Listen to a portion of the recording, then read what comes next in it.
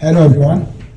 It's great to see you all here, and I want to thank you all for attending this session, during which we will discuss with our panelists the ever-evolving world of e-commerce and how it will continue shaping the marketing landscape.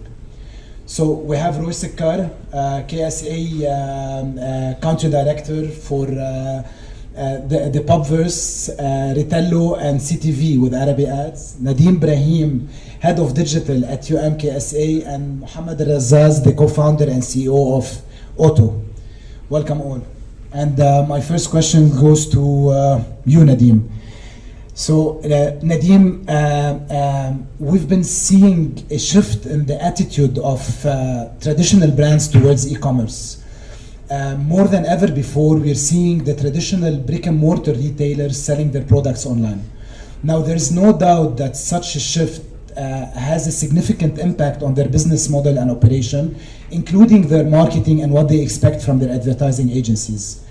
My question to you is, what impact does such an increase in focus on e-commerce have on agencies and their service offerings, and how are you adapting to that?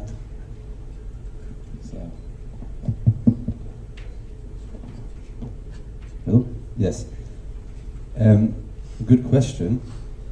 Quite a complex question when we think of agencies. I think I was saying to you just earlier that we went through 5 years ago, 10 years ago, mobile was the future, or mobile is here. If you think about this region, it's more about e-commerce is sort of here, but it's also the future. It presents itself with a lot of, I would say, baggage, and also a lot of great opportunities for agencies. One of the biggest things is what I sort of see across the region itself is adoption for agencies to embrace e-commerce as a talent.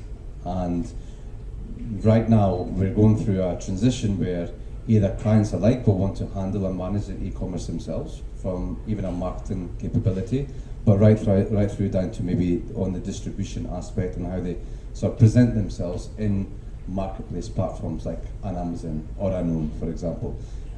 The challenge that we have on the agency side is, how do you procure the right talent to think in an e-commerce mindset? E-commerce mindset, you no longer talk about, these bogus metrics of CPC and CTRs and these types of things. We suddenly go into ROAS, lifetime value, revenue-driven models, and it's a big shift for this region, because this region is so fixated on some of the metrics that are super nascent that suddenly you have this paradox shift to suddenly bring e-commerce into your total marketing touch points. And that itself comes with a lot of challenges, because it's not as simple to say, you need to be present on like an Amazon, whilst at the same time I'm using my other media to drive sales directly to your store. I'm also focusing on how I'm optimizing my digital shelf. I'm looking at ways to be able to entice customers to another channel, which as a business is costing me more money in fees. The revenue share or the commission that you're paying like an Amazon versus what you could be getting directly through your own communication. So again, from an agency perspective, it's a big cultural shift, is upskilling talent and try and procure the right talent to also have the right conversations with a lot of clients, particularly in Saudi, where e-commerce is having this hockey stick growth, and either you're in it now or you'll be late to the party, is how I see it. Thank you, Nadeem. Roy, I want to ask you about the impact of e-commerce on the supply side of the advertising industry. We've been noticing a trend in which retailers started to monetize their app and web traffic by providing advertising opportunities for brands. Now, this is still pretty nascent in our region, but how do you see such solutions evolving in the next 12 to 24 months? Thanks, Ziad, and hi everyone. If we look at the global trend, where the e-com share of retail is on the rise from 14% in 2019 to 23% in 2023. This growth will help customers resort to these applications and buy their needs while sitting at home. Brands are going to look at retail media as an indispensable element in the media mix by connecting to consumers at the point of purchase and by having an increase in return on ad spend. On the other side, you will see retailers, offline retailers, shifting to digitalize their business in order for them to sustain or maintain or increase a market share. So it's a win-win situation for us, all stakeholders here, be it the brands, the consumer, and the retailers. Thank you, Roy. Looking further ahead, we're curious to know about the innovations that you're keeping a close eye on. Given your experience in building the largest shipping gateway in the region, how do you envision the future of e-commerce, and how do you see logistics and shipping playing a role in enabling the industry's future growth? Yeah, thank you. I think that's a great question. So, good morning, everyone.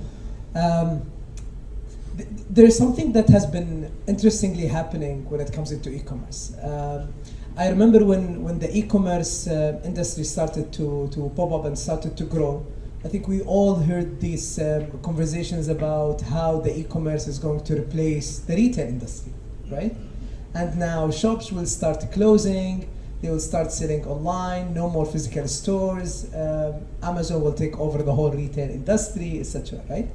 And that created that panic for the retail industry to start moving towards selling online.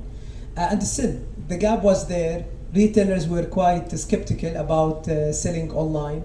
They started structuring their teams in a way that created an internal conflict, right? So they have an e-commerce manager and they have a retail director, and these guys are competing against each other because one guy is saying, hey, I need more budget so I can spend on marketing, so Nadeem can make a lot of money. And other guys, they would be like, hey, we need more money to open more physical stores because we need to reach out to more people, right? But what was really interesting is what happened in COVID. So when COVID came in, COVID didn't just come to accelerate e-commerce. Actually, they created the real impact, the real threat of closing your physical stores, right? Like retailers, they had to close and to shut down their physical stores, and everyone had to move towards selling online, which was the case, like what everyone was afraid of. And I think this is where the logistics played a very interesting role. For me, before we start Auto as a company, I really had a question of why when we order a pizza that needs to be prepared, baked, packed, made from scratch, right?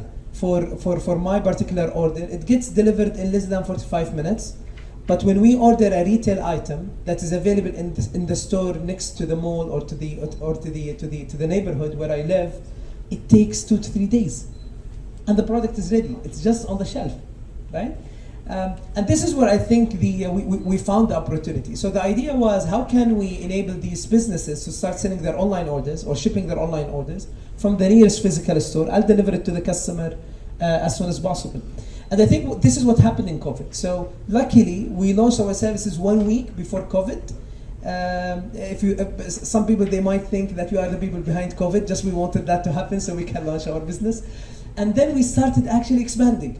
So what we did is that we converted each and every closed store into a fulfillment hub.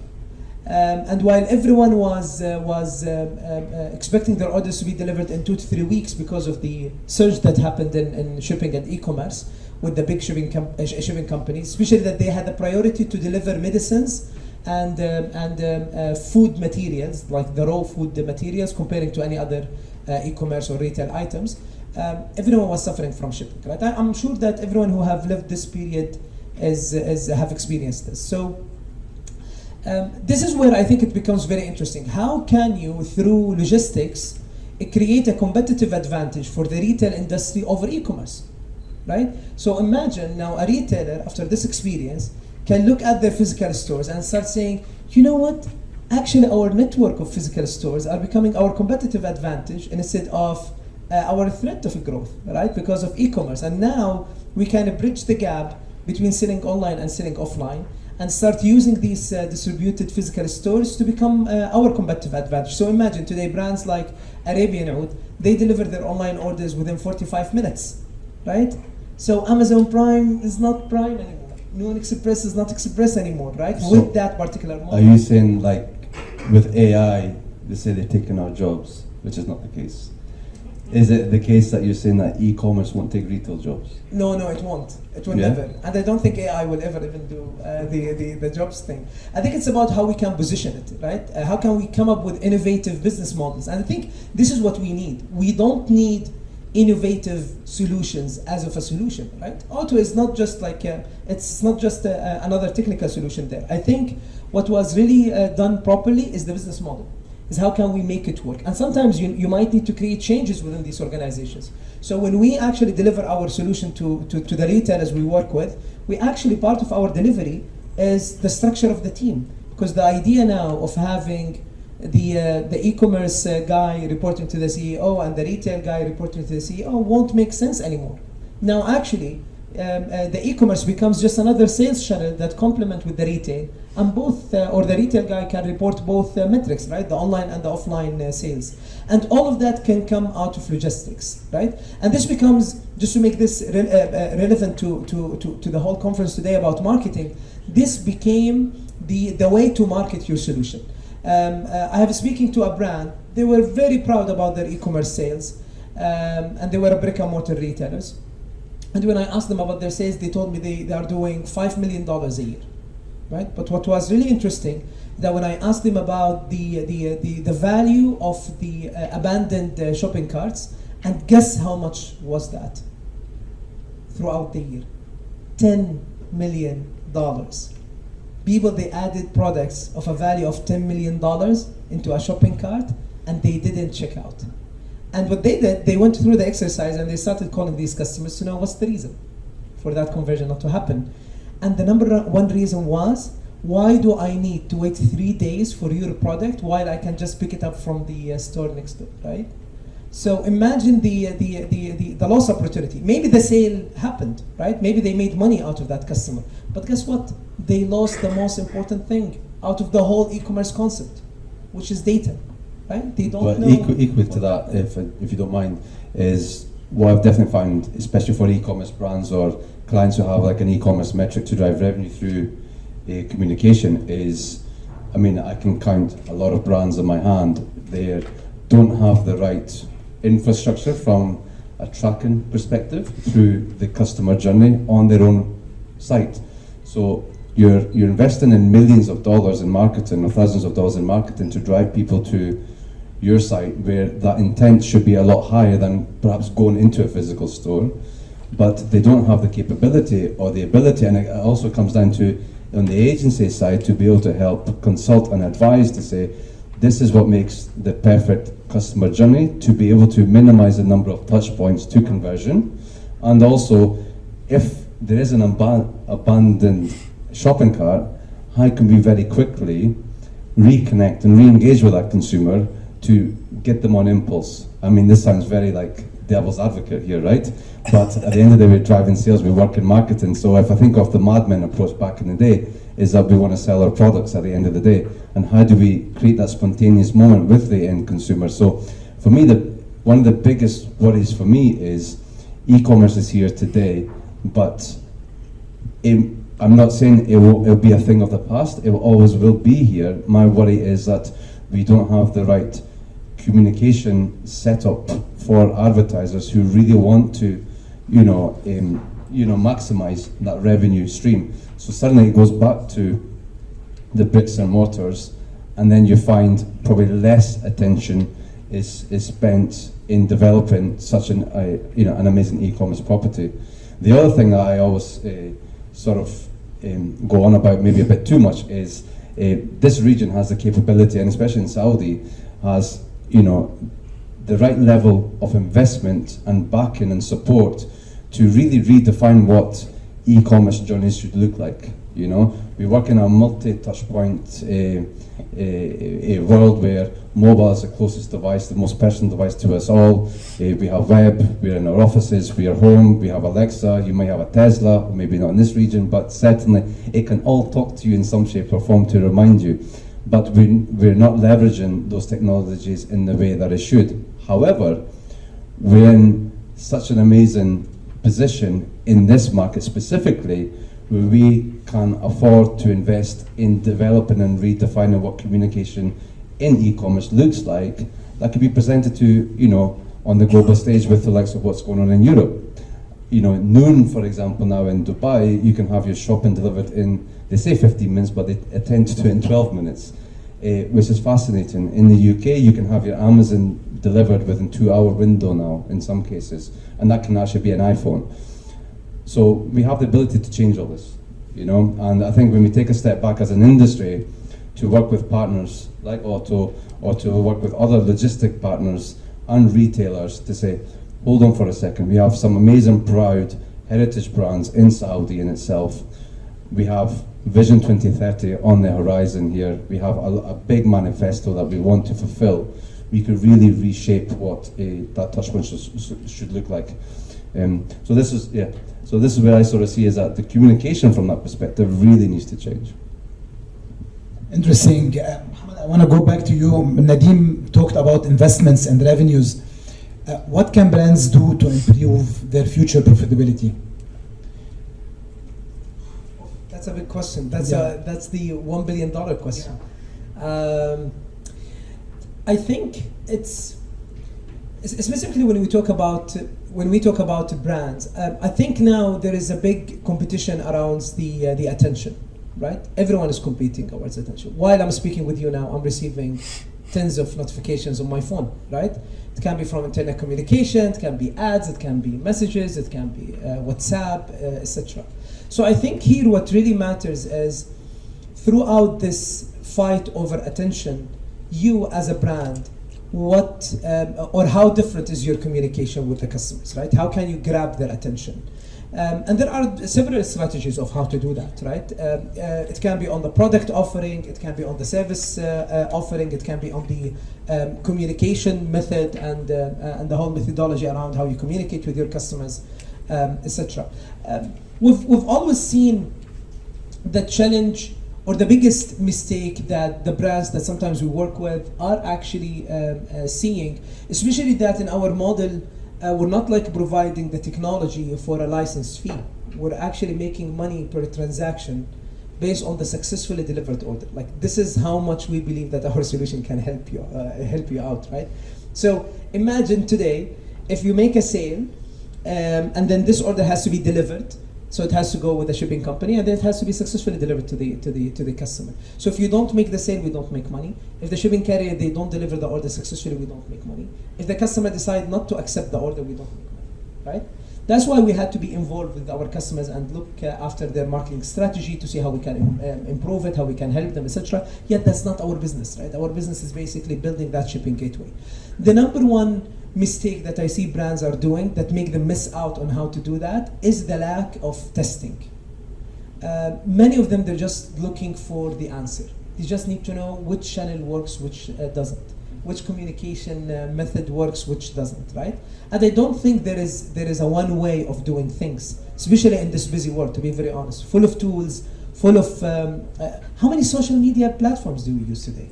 And how can you know which one is working for you, right? So you have to keep A/B testing as a brand. You have to be able to create the culture of A/B testing, because A/B testing means you have to make a lot of mistakes and you have to lose a lot of money until you reach to the right formula, and this is where you are going to invest more. So I think building that culture of A/B testing, trying to look at what can make me different from any other brand, knowing how the competition today goes, and start looking at working, as Nadeem mentioned, with the different sales channels. So, for example, when we talk about selling using your own e-commerce platform, doesn't mean that don't go and sell on Amazon or not, right?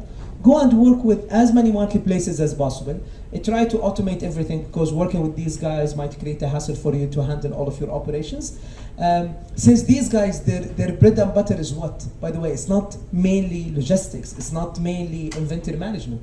It's basically marketing. This is what Amazon is good at. This is what Noon is good at. This is what Trendyol in Turkey is good at, and other marketplaces. So go and work with these brands and with these marketplaces, and just make sure that you have structured your technology in a way where you can streamline your operations, and be able basically to scale without the need of carrying the whole cost. That would be my advice for any brand that is looking for increasing their revenue, knowing that they want to tap into the two different models of fulfillment. Thank you, Muhammad. Roy, I think you wanted to add something?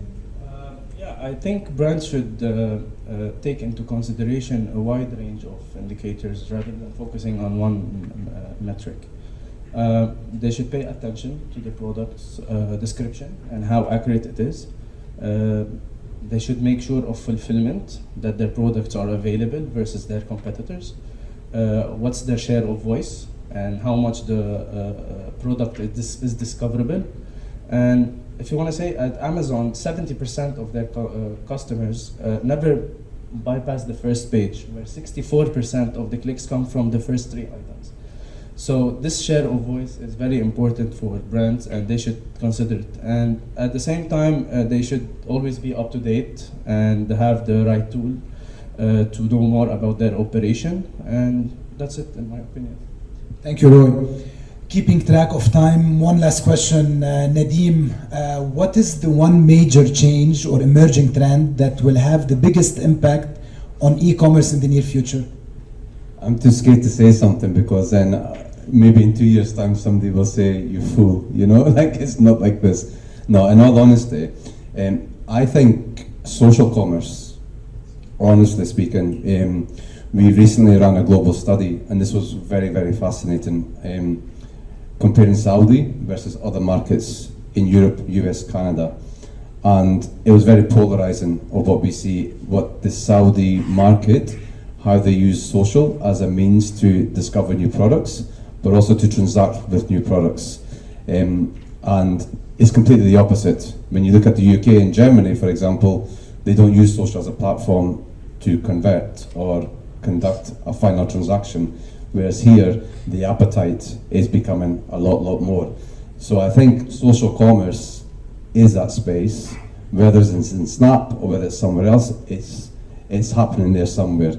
And AR will be in another enhancement of that. You know, I recently was in Madrid, and for the love of me, I couldn't believe what I was doing. I needed to buy a suitcase, and I looked for the store. The store directed me straight to WhatsApp for Business.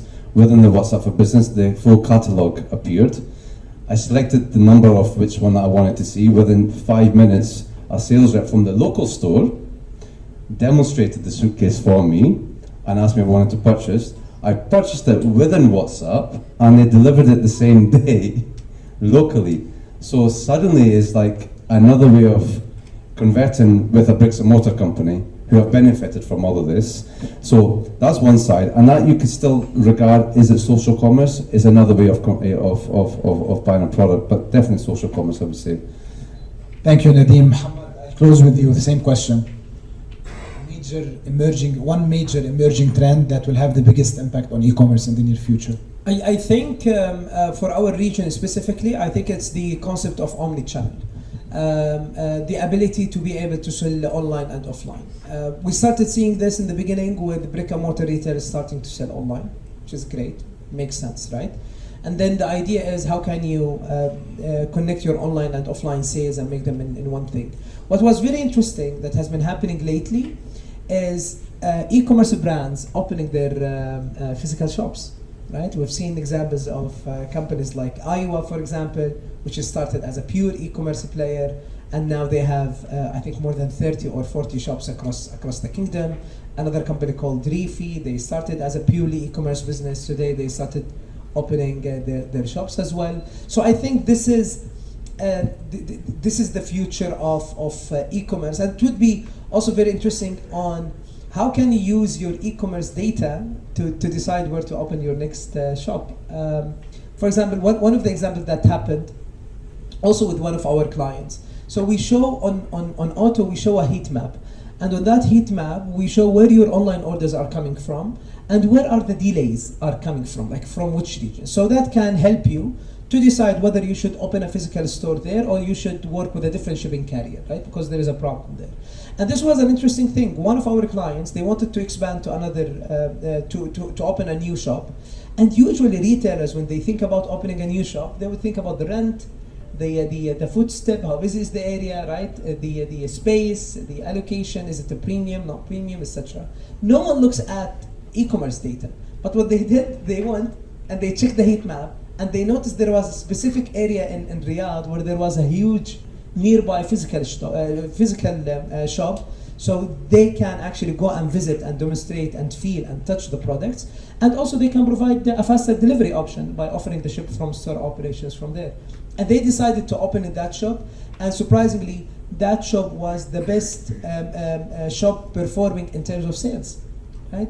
So this is the power of data. When you have the data, when you be able to track it and then make a decision based on that, I think that can definitely change the game when it comes into the brick and mortar retailers. So I believe, in my opinion, we're just getting started with the omni-channel. I think for the next 5 years, this is going to be the future. We might start seeing something crazy like, hey, order your perfume from this brand. If you don't get it in 45 minutes, you will see it on billboards. It's going to be free or on us, like Domino's, how they used to promote their services, right? This might come to the retailers very soon. Well, thank you, Muhammad, Nadeem, and Roy, for your valuable insights. Thank you all for attending and remaining tuned in. Let's give our speakers a round of applause.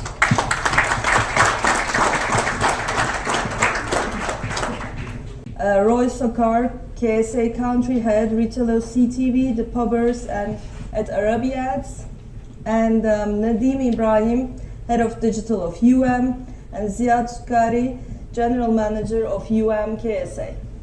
Please welcome on stage.